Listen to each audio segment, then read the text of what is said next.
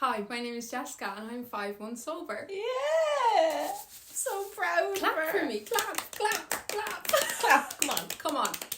I'm her sister Melanie and I'm almost 4 years sober. Clap for me. Clap for her. Clap. Come on. That's an achievement. Yeah. I'm so proud of you. I can't believe it's been so long.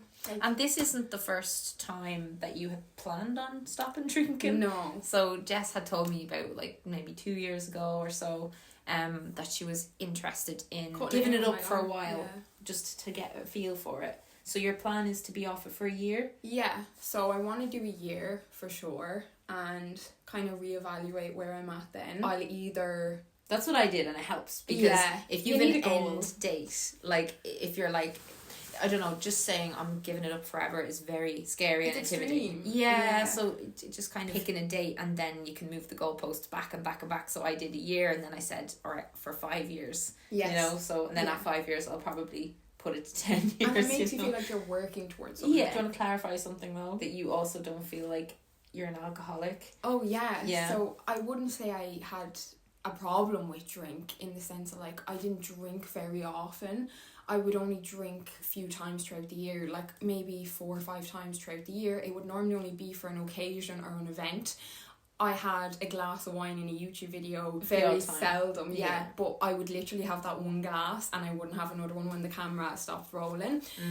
I got a lot of comments when I used to do that, people being like, oh, she's such an alcoholic, she's always drinking, just because like now and again I'd have a glass of wine. Jessie hardly ever used to drink. Like you used to drink way more because of me. Like we drink together. I was a bad influence, I think, egging each other on. But you've never been one to like drink all the time. I always felt more like that when you would drink, you'd drink a lot. But you wouldn't drink often, you know? Yeah, my drinking habits were very much... Go hard or go home. Literally. So I didn't have issues with drink, but there were issues when I drank, as in all your worst experiences experiences had alcohol involved. And there were so many arguments with people throughout my life that happened when alcohol was involved, and they would never happen had alcohol not have been involved. Yes. And another big thing for me, and this was a huge reason in why I gave it up, is how it would affect me after drinking. So I always say there's 2 kinds of people, like people who can drink and people who just can't, as in... I don't think anyone in our family can drink. No, they can't. It's not in our bones and our DNA. It's like we have a few drinks and lots of generational trauma. So I drink, and for like 2-3 days I would be beyond sick, like I mean vomiting, headache. Yeah, you always were way worse with the hangovers. So bad. And even if I didn't have like that much, I'd be dying. Like I'd be dying, and I would literally not be able to function, and I'd be in a hole of depression, a hole of anxiety, a hole of fear, a hole of paranoia. What did I say? What did I do? Oh my god. Yeah. So what were your reasons for drinking as much as you would when we'd go out? You know, like would be like to kind of like socially lubricate, you know, and find it easier to like be around a big group of people because you're so introverted. Yeah, that would be... I feel like a lot of the time what happened was I wouldn't go out intending to drink that much. No. But because I can struggle in very social settings with a lot of people, I would just find myself drinking quickly and then going for another, and I wouldn't even realise until... Because I feel like I wouldn't even notice though. I remember one time a bunch of us were out and we were all kind of like having a pint kind of thing, and you'd had like 7 glasses of wine. Are you sure? You know? Yeah. And it wasn't because like I was keeping track on them. It was just someone else was just like, is she okay? She's had quite a lot to drink. And I was like, has she? And then I counted the glasses on the table and you were the only one drinking wine. And I was like, oh God, Jess. And you're in bits like, and then you felt really low the next day. Like you were really down and nothing bad had happened at all. No, but that's exactly it, is I would just kind of fall into it more so. It would never be an intentional thing, because I would suffer with really bad social anxiety in big groups of people. Yeah. I'm really good with very small quiet groups. Yeah. With a group of people. Like if we go out, it's so funny that you have a YouTube channel, but then like, you know, if you go out and you're in a room with like 8 people or 10 people. You even on there. She doesn't say words. Like, but if there's only a couple of us, I'm really loud. Yeah. I'm best with one other person. Yeah, but you're still grand with like a small group, like 4. Yeah, you know. Yeah, but no, any more than 4, I'd say. Then I kind of just like retreat into the background. Yeah. I suppose my drinking habits would very much have gone in line with like Irish binge drinking. And anybody that I kind of hung around with, it was like when we went out. I find it really interesting. Sorry, you finished that. Sorry. No, it was okay. But it was like when we went out, everybody would just be drinking. But I find that really interesting that you say, you know, I didn't have a drink problem, and you say like, oh well, my drinking habits were just like normal within Ireland. Like, I don't think it is normal, and I think we've normalised poisoning the crap out of ourselves multiple times a week or every weekend. But the UK are the same. They have the same culture. There's certain countries where that's just normal, and everyone's just like, oh, sure, there's nothing wrong with you, you're grand. Like, and people used to say that to me because I was capable for a long time of just having a couple of drinks, but then like it just became increasingly more of a thing that I'd get like blackout drunk and just drink. Once I'd start, I wouldn't stop. And a lot of it, you know, you're hiding from things, like you're running away from things, and when you do drink a lot, you feel safer in unleashing certain thoughts and emotions and stuff, and that became a big thing for me. It was like a thing I hid behind. It's like I wanted to say all these things, and I couldn't unless I was really drunk, and I'd use that as my excuse to say things that I found really difficult to say. Stuff like, you know, I'm really insecure, or you know, whatever it was. But then when the negatives start to outweigh the pros of it, that's when you have to look at your relationship with drink and analyse what are the positives of continuing on. Do you know what I mean? And it's like, so you've been completely like had no drink for months. No drink. 5 months now. And I was saying to Melanie, like, I didn't even know if I wanted to talk about it, mainly because I've not found it hard. And I feel like anyone who ever speaks about it online comes from a point of kind of struggling with it. It's really difficult, So I kind of was like, well, nobody wants to hear me talk about it, and being like, well, it's been grand for me. Like, I can't believe it's been 5 months. Like, I've not had any want or urge to drink. Like, I remember one day I was having a really bad day. I was like, I'd love a glass of wine. But like after literally 2 minutes, like, it was gone. I was like, I literally thought of the consequences of having a drink, how I'd feel the next day. I was like, oh my god, I'll feel so much more worse than this. But people need to hear that though, that's like an experience that you can have. You know, you can quit drink and be like, oh, this is actually fine. I've had the worst time with being off drink in the last few months. Really? Because the initial, like, when you have a new baby stage is quite difficult, and it was more so like when I'd be on my own, and when my partner was like gone away with work, and I'd have thoughts of like, how could I like have a drink without him finding out, or without it, and like I'm breastfeeding, so that would always like stop me. I'd be like, oh well, I can't because of my baby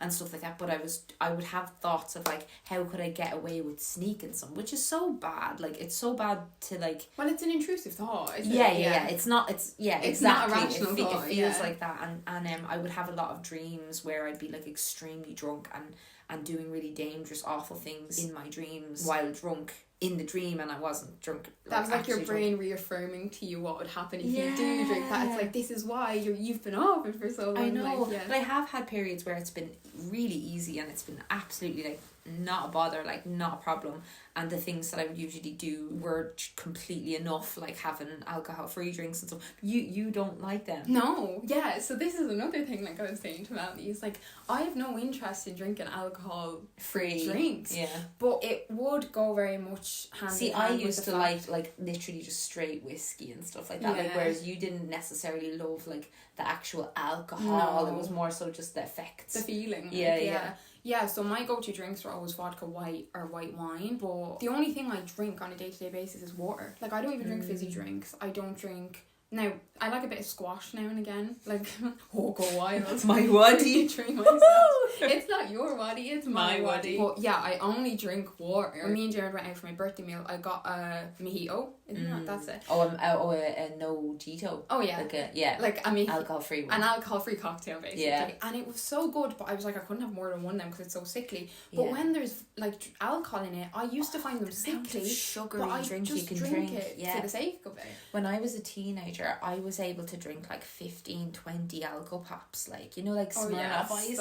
That's what I started on too. So rotten. Or they're so sugary. The grease ones. The orange ones. There's all those different Wicked and oh my god. Something I find interesting in regards not drinking is, it's like going back to what you were saying, is you'd find yourself a lot of the time, or a lot of people, like, they use it as like a mask to say the things that they want to say that they couldn't otherwise.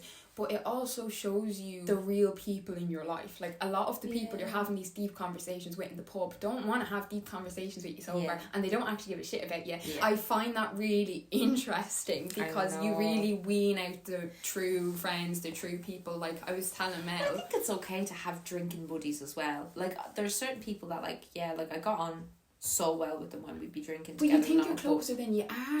You know, there's people, like, over the last couple of years that I've been like, oh, we're really good friends. I've not like, seen them in so long now that I'm not drinking. Do you know what I mean? They don't check up on you. You know, it's only, we go for a few drinks. You know, that's the height of it. Whereas I was telling Mel, like, my best friend, like, childhood best friend I've had since school, we would have drank a lot growing up together. We were talking about booking a little holiday, and she was like, oh, we should go to Italy, like, the wine there is unreal. And I was like, well, like, you do know I've not drank in, like, X amount of time, and I won't be drinking. And she was like, that's fine, I'll be drinking though. And I was like, that's fine. You know, it's just that, like, acceptance of one another. I think another thing that showed me the possibilities, just like you, but obviously you're in, like, a different bracket of life to me, because, like, you have kids and a husband. But my other friend who doesn't drink, last year we went to a concert together, and I had a few drinks, but she didn't. But we had such a blast together, and she wasn't drinking. And the next morning when I woke up and we had the whole day in Dublin together, I was dying, and I just wanted to go home. And I was like, oh my God, like, we could have literally had such a great day. We did have a great day, but I was like, I could have eats so felt much better. of your time, though, and it ruins so many more memories than it makes, I feel. Like, when you forget half the memories then you when do. you're drinking. Like, when I gave up drinking, I kept, like, going to things and doing fun stuff and all that. I realised, like, how much fun I can have without drink.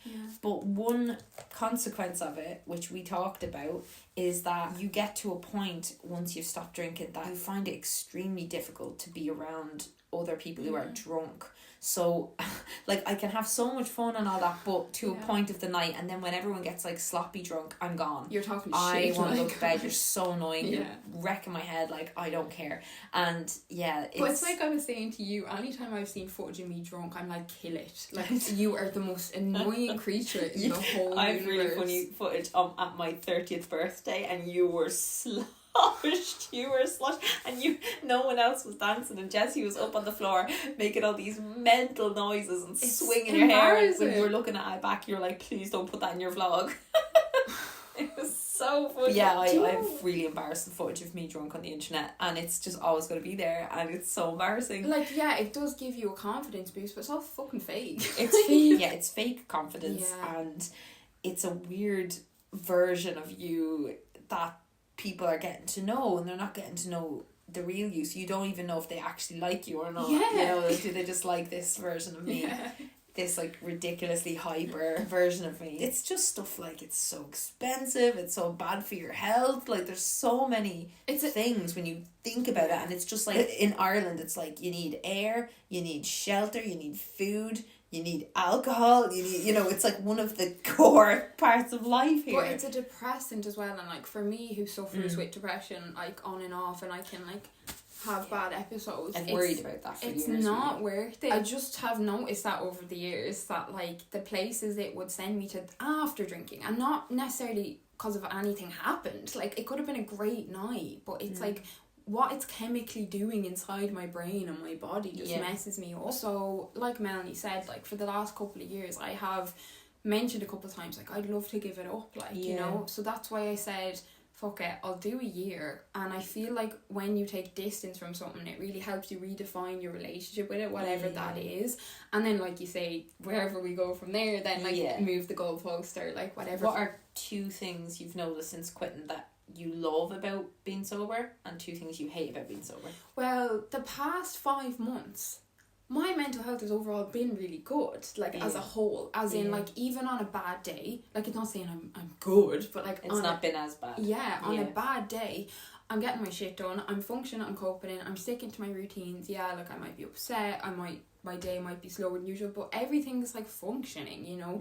Whereas, so even if I only drank 5 times throughout the year, that's still every couple of months, or, like, you know, so then I'd find myself every, like, 2, 3, 4 months, like, having this week or week and a half period then after having a few drinks where my mood would just significantly drop, and I've not had that. So it's been much more consistent, my mental health, if you know what I mean. I've noticed that. Yeah.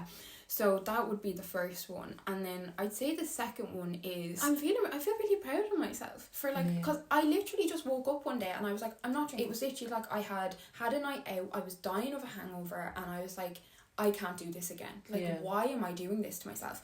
I couldn't eat for days. I was projectile vomiting in the fucking toilet. My head was spinning. Like, I was so ill the last time I drank. So I was like, okay, I'm giving it up. What's the point? Yeah, you know? and I think actually just one day waking up saying something and doing it, it gives you a lot of confidence in yourself. Like, that's so big. It's like, I can trust myself. I'll stick to what I say. You know? Like, that is one thing.